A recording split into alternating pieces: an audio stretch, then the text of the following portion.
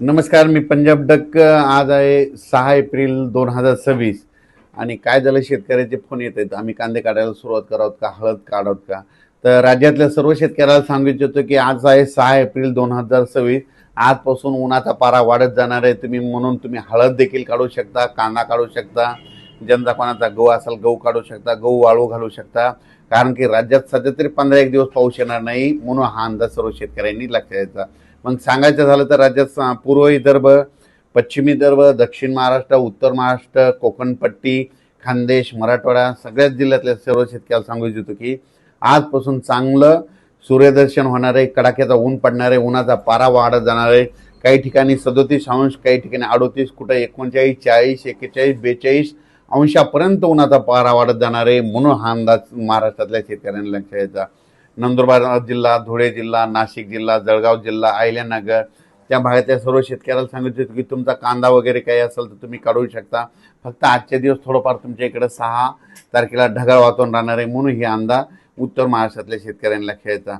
त्याच्यानंतर मराठवाड्यामध्ये नांदेड जिल्हा झालं, हिंगोली जिल्हा झालं, परभणी जिल्हा झालं, लातूर जिल्हा झालं, धाराशिव जिल्हा झालं, बीड जिल्हा झालं, जालना जिल्हा, संभाजीनगर या मराठवाड्याला शेतकऱ्याला सांगू इच्छितो तुम्ही हळद काढू शकता, कांदा असेल कांदा काढू शकता, काही वाळू घालायचं तर वाळू देखील गहू वाळू घालू शकता. कारण की राज्यात सध्या तरी मराठवाड्यात पाऊस येणार नाही, म्हणून हा अंदाज लक्षात घ्यायचा.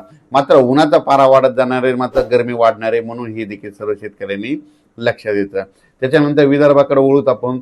विदर्भामध्ये वर्धा जिल्हा, नागपूर जिल्हा, भंडारा जिल्हा, गोंदिया जिल्हा, चंद्रपूर, यवतमाळ, वाशिम, अकोला, अमरावती, बुलढाणा,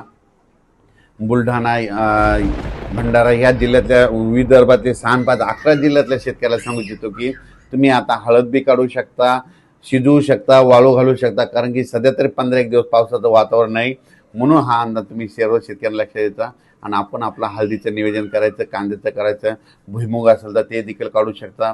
सध्या तरी पाऊस येणार नाही, मात्र उन्हाचा पारा वाढत जाणार आहे. अकोला काही ठिकाणी जवळपास 42 अंशापर्यंत 43 अंशापर्यंत उन्हाचा पारा पाहायला भेटणार आहे, म्हणून हा अंदाज लक्षात यायचा.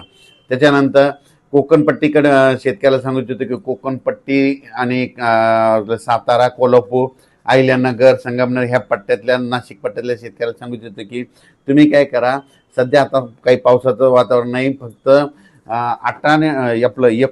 18-19च्या दरम्यान कोकणपट्टीकडे थोडं वातावरण बदलणार आहे.